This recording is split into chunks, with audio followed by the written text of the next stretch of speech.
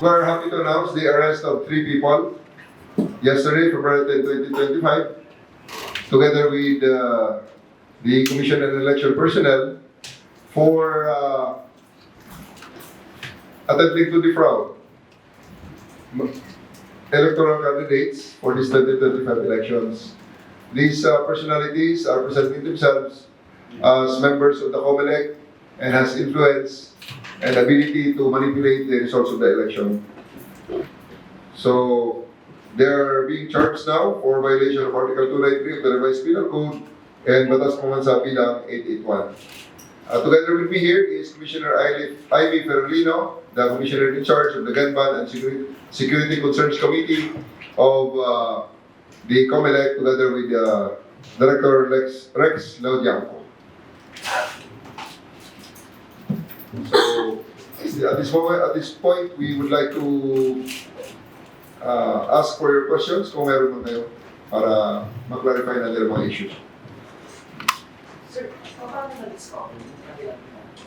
We have received complaints from mayoralty candidates currently running in these elections. Mayoralty and vice mayoralty candidate. 2 persons have approached us and asked for help because these people have been presenting to them certain schemes that they don't believe in. Sir, na-establish na po, sir, gaano na kayo itong ginagawa? Gaano sila Hindi sila COMELEC. 2019, kaya nireklamo na sila nitong dalawang complainants natin because 2019 and in 2022 elections, they had already presented themselves to them. But they have not availed of these the services of these people. They have not engaged in any way in engaging the services of these suspects. So, aside from this, kung 2019 and 2020, meron din sila ng mga nilapitan. Ilang mga kandidato nag-uusapan natin in total na mga nilapitan nila? As of the moment, ang alam namin na 2 complainants lang. Itong 2 complainants lang. Ngayon, with this media release, we do hope that others who were victimized by these people will come out and file additional charges against them. Magkano sir pinag-uusapan dito? They are asking for 90 million pesos for these services. 90. Sir, meron bang nakapagbigay sa kanila ng pera? There were certain amounts mentioned, but still, we still have to verify and confirm yung transfer of funds na yan. We'll be also involving the AMLC, the Anti-Money Laundering Council, for the financial fraud investigation aspect of this case. Sir, sino nag-mention ng certain amounts? Is it from yung mga na-arresto na nabigyan daw sila? Or umamin naman yung dalawa na... Yung mga complainants natin, may mga sinasabi ng mga transfer of funds. But we still have to verify this matter and make sure that what they're saying is true. We are looking for the financial documents regarding this matter. Kasi part na ating, maging part na ebidensya yun. Sir, anong pangako po ng mga suspect sa mga pinakausap ng mga kandidato? Mananalo ang mga kandidato. Regardless of whatever the pulse of the people, the actual pulse of the people, whatever is the actual voting results. Paano raw nila gagawin? Ano yung paano raw nila? They have this kind of influence that they're peddling, that they're able to manipulate the machines. They will be able to manipulate the personnel operating these machines and many other schemes that, of course, are not true. So general yung 90 million, parang they're claiming na i-distribute nila yun for... Yeah, yung 90 million na yun, kasama supposedly ay ibabayad nila sa mga taong kanilang mga kasamahan sa loob ng COMELEC. Yun ang sinasabi nila. Pero nandito ang COMELEC ngayon para pabulaanan ang ganong mga schemes at ang possibility, kung paano ang possibility, kung paano pwede pa mangyari yun. So I would like to... General, sorry to interrupt, sir. Before you to pasa kay COMELEC, for the record lang po, nagpapakilala sila as COMELEC personnel. Yes, they are. and then through the COMELEC for the record lang po, hindi talaga ninyo sila konektado kung yung way. Right, ma'am? Good morning sa lahat. Good morning sa ating lahat. Kami po ay sa Commission on Elections ay natutuwa with the apprehension of these people. Kasi naririnig na natin na maraming mga nagpapanggap na kandidato ng COMELEC and they portray themselves as having the influence. Meron silang connection or sila mismo pwede na lang magawang i-twist ang results ng elections. And it turned out na itong mga nahuling mga tao ito ay hindi in any way connected with the Commission on Elections. We already have a certification from our personnel department that these persons are not in the list of employees of the Commission on Elections. Wala silang record sa Commission on Elections. Pero sila'y nagpapanggap, nagsusuot kunwari ng jacket na may logo ng COMELEC, madaling magpanggap. But upon verifying our records, wala silang sa listahan whether regular employee or job order employees ng Commission on Elections. Nagbayad na yung mga may palasagot na sa results. Yes, pwede namin silang kasuhan under Section 261 Z, Article 11 ng Paragraph 11 ng Omnibus Election Code for propagating false and alarming reports or information. Kasi mali yung sinasabi nila na pwede nilang i-influence ang results ng election. Ako po ang Commissioner in charge ng random manual audit natin. And in the past elections, ilang election na po tayo simula noong 2010. Never po na nagkamali ang ating mga machines sa pagbilang ng boto.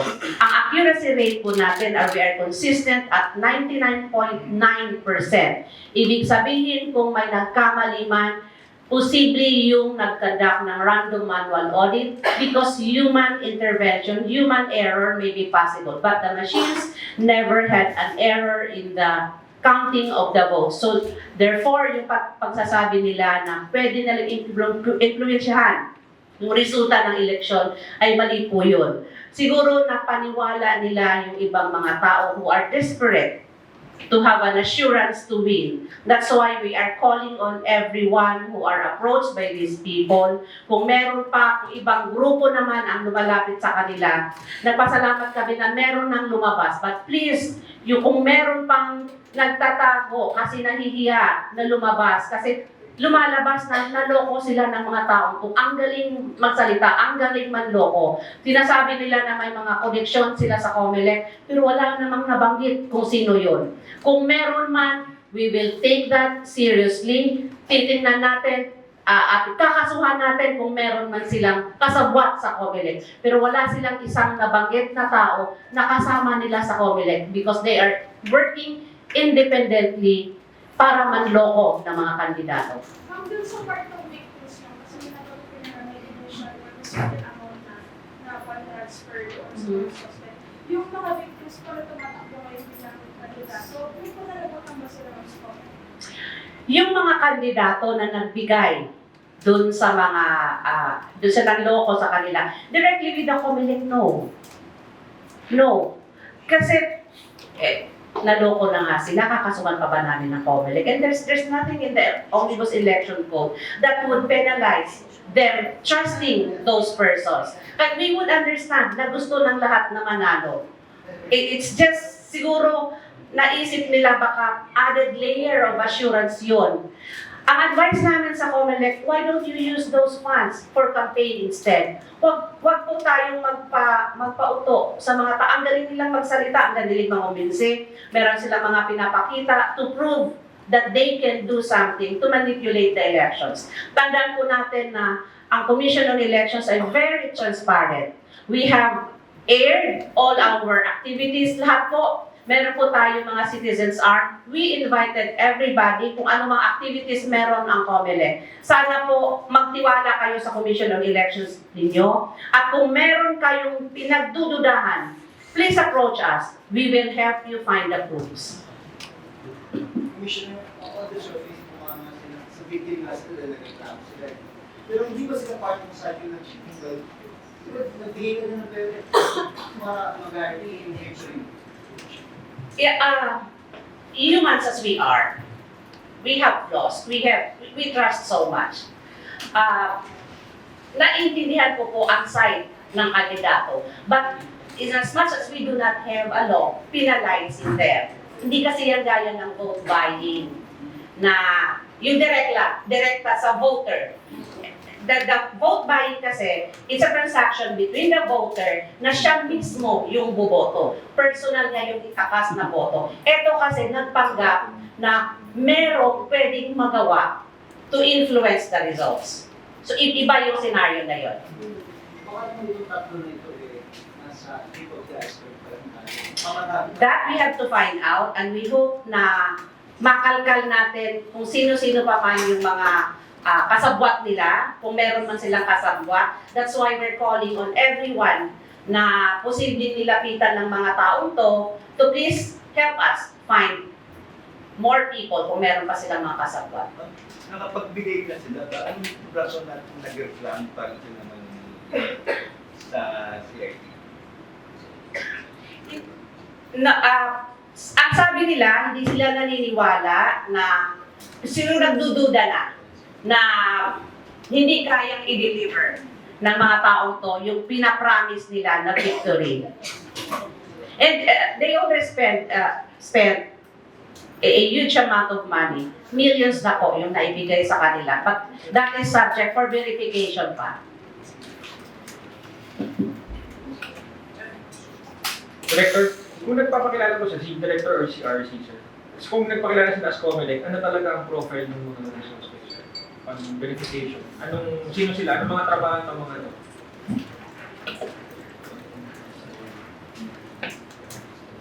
Good morning po. Itong mga suspects natin, 8 po sila. 3 po doon ay arrested na po, may 5 pang at large.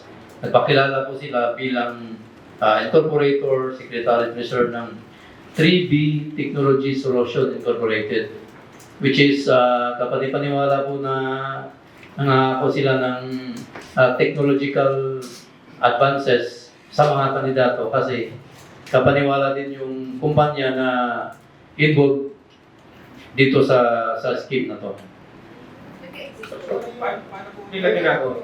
Dahil yung SPP, ano ba yung kumpanya nila? Ano ba yung Inalam pa po natin sir yung capacity nila to deliver or not to deliver itong mga ganitong transaction.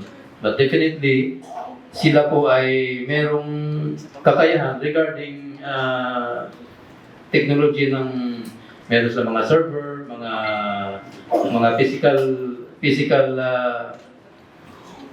na mga nasa opisina nila. Pero hindi pa natin tiyak. Props lang, hindi pa natin tiyak kung ito ba ay kaya nilang ma-deliver yung pinapangako nila sa mga biktima nila. Pero ano yung profile po ba nila? Anong trabaho? Consider them as experts, nasa team na tayo. Parang hindi. Magkaiba. But they just portray themselves as a technology company. So, syempre, ang automated elections kasi tayo, pag sinasabing technology, so pwede nilang i-present ang kanilang sarili na merong influence that to anything that comes with technology. Since automated ang ating election and they are a technology company, so napapaniwala nila yung mga kandidato na pwede nilang i-manipulate yung results ng elections. Nagpapasalamat lang kami kasi nag-come out itong mga complainant natin at na-consummate yung deal nila para makapagsampa tayo ng kaso at ma-prove finally na meron ngang mga gumagawa ng ganito. Kasi in the past elections, may mga bali-balita na may mga nag-a-approach sa mga kandidato na kaya nila, but nobody came out. And we have not apprehended anybody. Puro reklamo lang, puro pasa-pasa lang na mga kwento na may mga going arounds na nagpapakilala na taga-Comelec. Pero never pa tayong nakahuli kasi nga wala tayong complainant. Pero, sir, yung 3D talaga siya or We're in the process of verifying it with DSEC, no? Mayroon silang opisina, nakita natin. Meron silang mga props, nakita natin. Pero ang capacity nun, para i-hack ang Comelec servers, I don't think they can do that, okay? At kitang-kita naman sa ngayon, talagang props lang. We are now in the process of examining it. We are in the process of applying for a search warrant from the judge to legally do the examination of the data inside these servers. And in the next few days, if you'll still be interested, we will be providing you with updates on the results of this examination of this computer data. sir, considering na ganito, may mga props pa sila, may opisina, may mga computers, hindi consider din na sindikato sila. Professionalista pa daw. Sir, paano po sila nakipag-engage sa mga tumatakbo? Random ba sila? Or paano yung kanilang transaction? How do they approach po yung mga candidates? Siyempre, profiling din ang ginagawa ng mga yan. Because 2019 nga ay ginagawa na nila ito, 2022, ginawa rin ulit nila, ngayon 2025, ginagawa ulit nila. So, tama ang sabi ni ma'am na namomonitor na sila ng previous elections, wala lang nagre-reklamo at wala na-arrest. So, ngayon may nagreklamo, na-arresto. So, yung sabihin po, meron na silang na, ng mga previous elections na nahihiya yung sinasabi ni Same people, the same people have approached the complainants.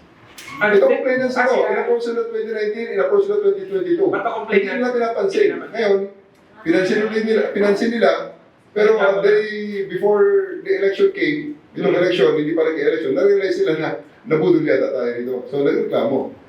Pero nung mga election na yun, sir, meron na silang nag-grade. Yun yung sinasabi ni ma'am na mag-come out po nahihiya. May possibility na merong silang naloko.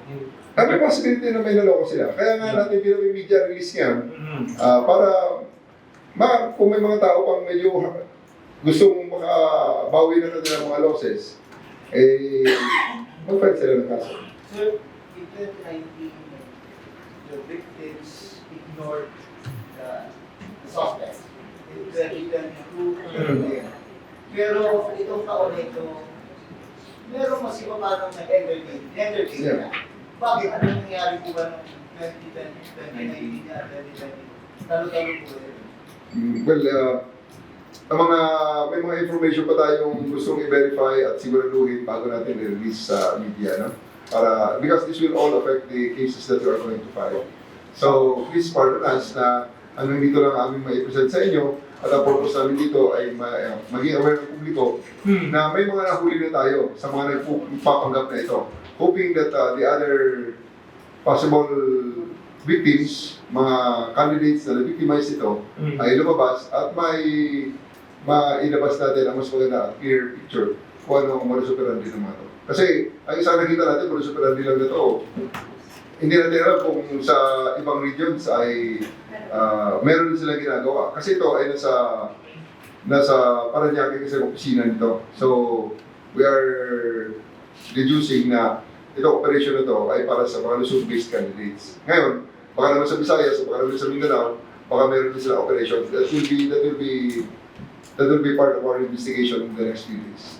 Sir, yung profile ulit kung nahuli, anong trabaho nila yung ano? Ang isa nga driver. Yun, sir. Yung profile ng mga na-arrest. So, isa nga driver. So, we are looking at kahapon lang ito, titignan namin ang kanilang mga educational background. Alamin muna namin dahil hindi pa kompleto ang ating pag-titingin talaga sa background ng mga ito. And we don't believe that these people have any IT background at all. But they claim to be as IT specialists. They claim to be IT specialist. Sa pangalan pa na ng kumpanya 3B Technology Solution Incorporated. So, medyo may dating. Pangalan. Yeah. Ang hirap naman kasi ng mga tao to, kaya nakapangko sila. At lalapitan nila yung dalawang kampo. Hihingan ng pera both sides. Siyempre, yung isa sa kanila mananalo. Tsamba sila doon. So, that, in the next elections, they will prove na eto, kliyente ko to, napanalo ko. Kaya may naniniwala sa kanila kasi laging dalawa yung i-offer na. Kung ayaw mo, parang i-offer sa'yo bidding, kunwari, i-offer sa'yo. Kung ayaw mo, i-offer ko sa kabila. So ikaw, kung natatakot na, baka nga totoo. So kakagat ka. But in the end, kung sino man yung manalo sa dalawang nilapitan nila, meron silang accomplishment na ipagmamayabang nila in the next transactions. Pareho. Yes.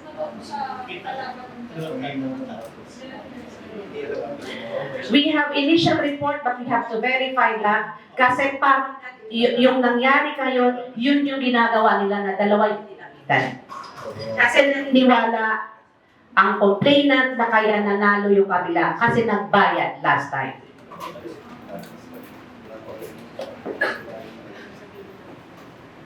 Or hindi ba mas prone sa temptation na magbayad yung mga struggling in terms of numbers? Yun ang pwede nila nilalaki na pinag-profile sila, ba? Yes. Hindi nasa table. Actually, both sides. Although mas madaling, mas maninigurado yung medyo alanganin sa tingin nila. But, struggling din yung microphone. Pwede, depende sa capability ng kandidato. Depende sa personal na assessment niya, sa standing niya, sa kampanya. Pwede din na kahit yung tingin niya lamang siya, pero for that added layer of assurance. Kasi syempre gagawin nila na pag ito pinasok ko ito, in-offer ko sa inyo, pag ayaw nyo, eto ngayon yung rank nyo, lalampasan kayo. So syempre maninigurado ka. And sa other side naman, syempre reverse yung kwento. Sasabihin na eto sa ngayon lamang. Pero kung kakasa ka sa transaction natin, syempre ikaw na yung lamang. So depende yan kung sino kausap. But definitely, they're talking to both sides, both parties. Dalawa yan lagi. Ma'am, palinaw lang naman.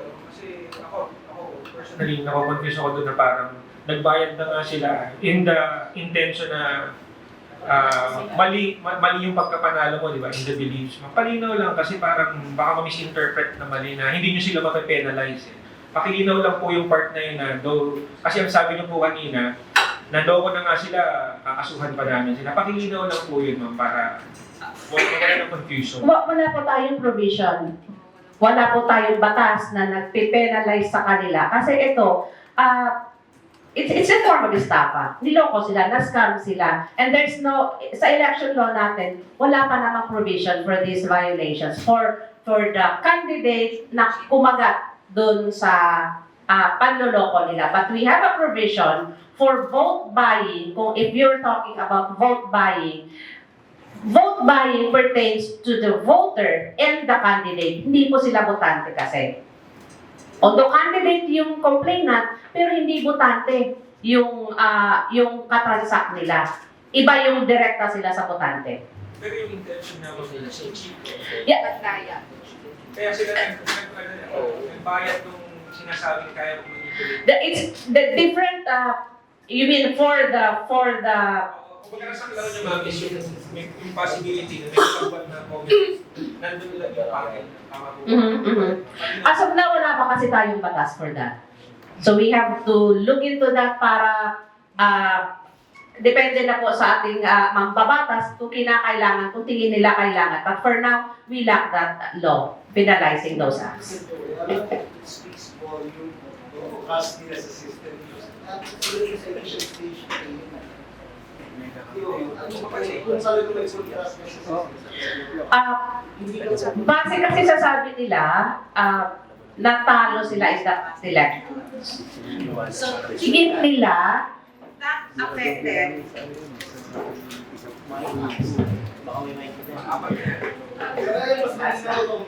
Siguro tingin nila, kasi ang sabi nila na natalo sila in the past elections. But we have to verify ano naman yung rason ng pagkatalo. There are many factors why a candidate wins and a candidate lost in the elections.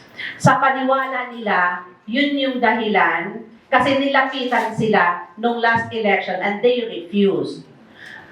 In the previous elections daw, na nilapitan sila, nanalo sila.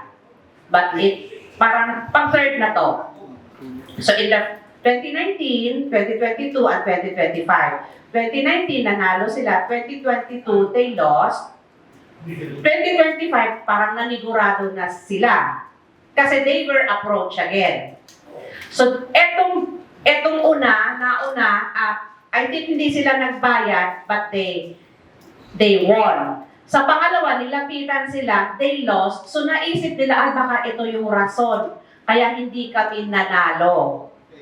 But it turned out na dalawa yata yung nilapitan ng taong to. Yeah. So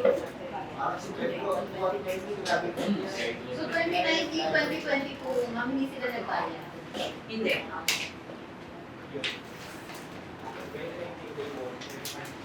Any other questions? No. Okay na? Okay na? Tuliwanag ka, Ms. Coria. Sir, Yes. Sir, kay retired General Santos, sir, sumunod na daw po sa CND. Retired General Santos said last week sent surrender feelers. Actually, surrender feelers and request for assistance para sa kanyang pag-post ng bail. So kanina dumating siya, minute siya ng mga PNP personnel sa airport, and together with his lawyer, they voluntarily surrendered to RTC Branch 44 in Manila. And they facilitated the posting of the bail. So kanina, meron siyang release order, and he's already temporarily a free man. Singapore.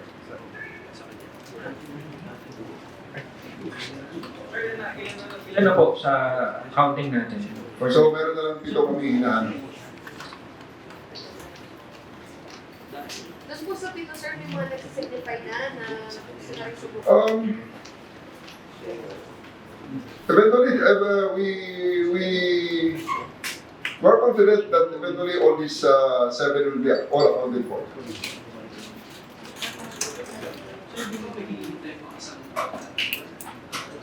May iba pang mga cases na hinihintay. May mga iba pang warrants na hinihintay. Kasama po ba sa complaint si General Santos? I don't want to prelude whatever the decision of the court will be on the final assessment kung sino ang issue ng warrant of arrest ng korte. Basta lahat ng yun in-implead. Ngayon, nasa korte na kung sino ang issue ng warrant at sino ang idadapag close ang arrest. Sir, kay General Domingo. Alam ko ang General. We're in the process of locating General Domingo.